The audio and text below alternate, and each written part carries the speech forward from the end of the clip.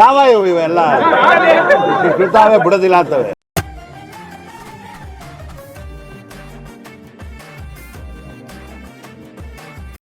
ಬೆಂಡೆತ್ತು ಬಿಡ್ತೀನಿ. ನನ್ನ ಕೋಪ ನಿಂಗೆ ಗೊತ್ತಿಲ್ಲ, ಏನೇನೋ ಇದೆ.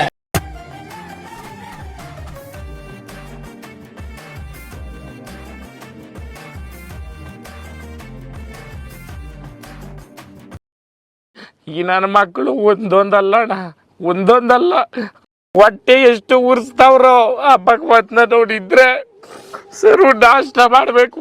ನಾನು ಒಬ್ರಿಗೆ ಅನ್ಯಾಯ ಮಾಡಿಲ್ಲಣ್ಣ.